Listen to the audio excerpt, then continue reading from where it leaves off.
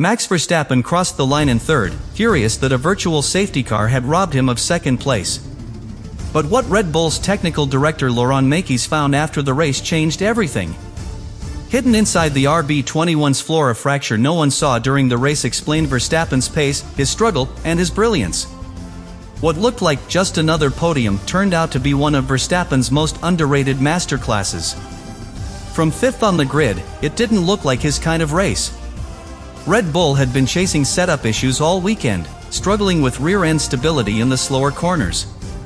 Ferrari and McLaren had the upper hand on one-lap pace. But Verstappen has never needed the fastest car to win, just the best plan. Red Bull's engineers had taken a gamble, start him on the medium tires while the others risked the fragile softs. The idea was simple: survive the chaos early, dominate late. And Verstappen understood it completely. "We play the long game," he said on the grid. Not a boast. A promise. The lights went out, and all hell broke loose. Leclerc dived across to block Norris, Hamilton darted right, and Verstappen threaded the middle like a scalpel through turbulence. Four cars arrived at turn 1 side by side, a situation that has ended in disaster countless times. But Verstappen never blinked. He braked later, cleaner, knowing exactly where the grip would be, and launched the Red Bull across the inside curb. Dust filled the air, grass flew, and when it cleared, Verstappen was through up to fourth, the RB21 perfectly intact. It wasn't aggression, it was foresight. A driver seeing 3 moves ahead in a race barely 5 seconds old. But as the race settled, something didn't feel right. On the long straight, the car sang, but through the fast sweepers, Verstappen sensed a whisper of instability. "Rear feels light," he said quietly to Gianpiero Lambiase. No panic. No drama. Just observation. The engineers looked at the data, everything seemed fine. Tire pressures stable. No visible damage. But Verstappen knew better. His instincts had become his best sensor. He could feel something microscopic, a vibration, a balance shift that would take the team hours to confirm. Still, he didn't slow down. He adapted. Instantly. Subconsciously. From the pit wall, Laurent Mekies watched the lap times. Consistent. Relentless. Impossibly precise. Verstappen wasn't just driving, he was calculating.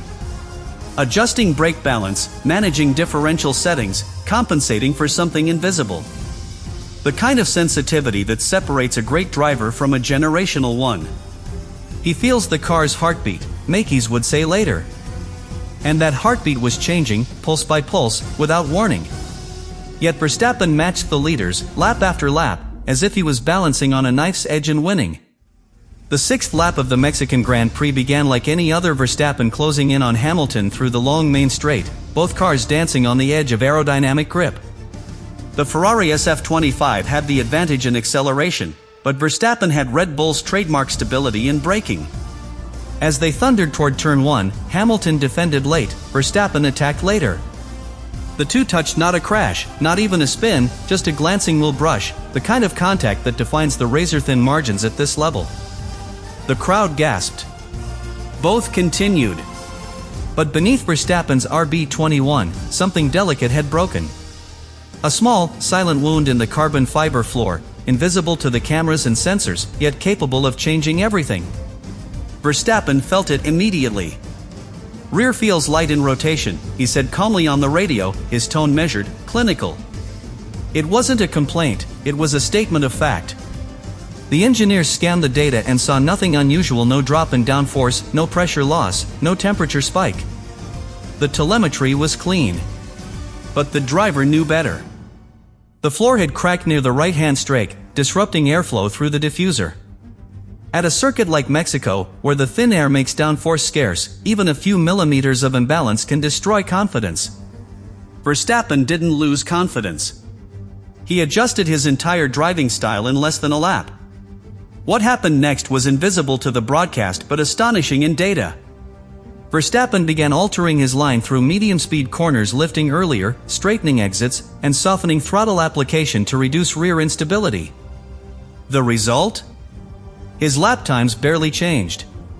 He lost an average of 0.07 seconds per lap to Leclerc and Norris, even though the car was aerodynamically wounded.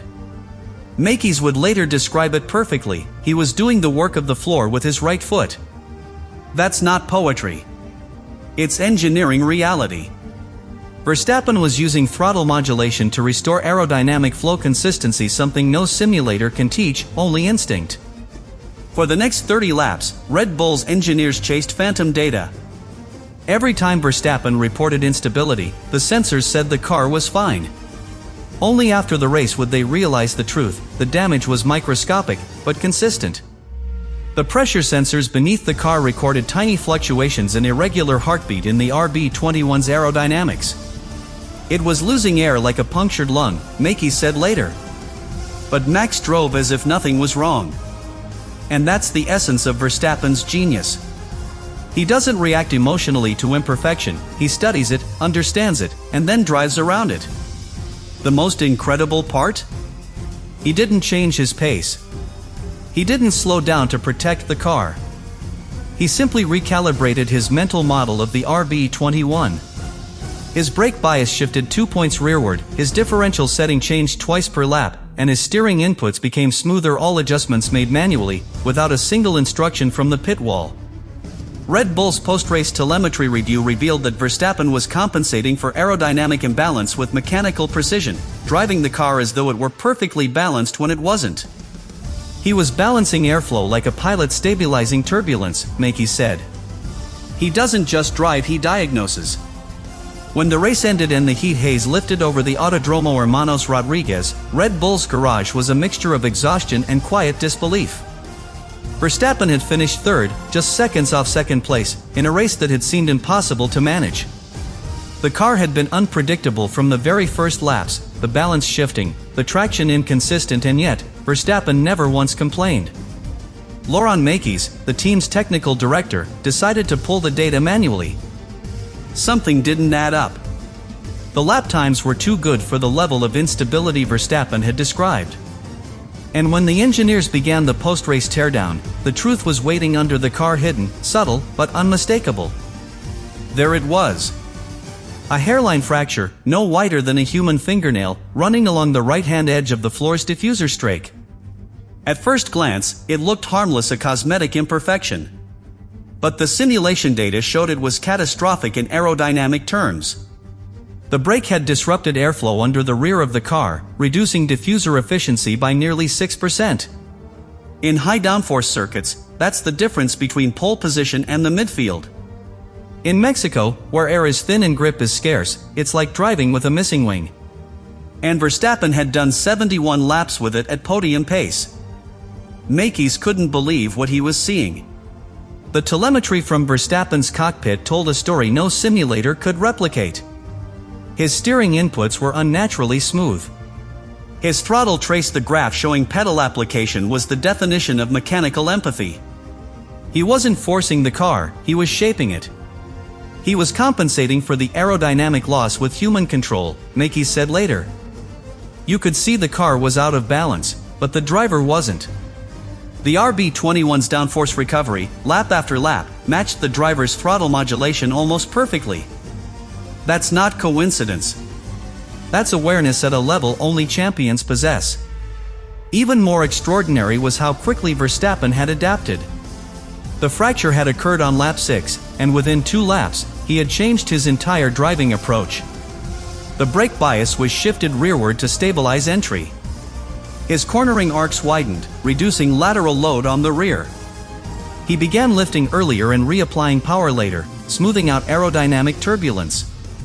Mekies said afterward, he recalibrated the car faster than our data systems could. The engineers later confirmed that his adaptive driving had compensated for roughly 80% of the car's aerodynamic loss, an almost impossible feat. The most telling detail came when Verstappen reviewed the post-race analysis himself. He didn't need an explanation. He simply nodded. I felt it, he said quietly. The rear was breathing. That phrase, the rear was breathing, struck everyone in the room. It was the perfect description of what had happened. The damaged floor had created micro variations in airflow, causing the rear of the car to pulse under acceleration. No sensor could detect it, but Verstappen's body did. His internal calibration of the car's behavior was so precise that he had sensed aerodynamic oscillations in real time and compensated instinctively. For Red Bull, the discovery wasn't just impressive, it was redefining. The RB21's performance data from Mexico is now stored in the team's technical archive under a special tag, Driver Compensation Study Verstappen 2025 Mexico. It's the kind of file engineers use to understand the outer limits of human control. Mekies described it best in the debrief: "Our computers didn't detect the damage until after the race.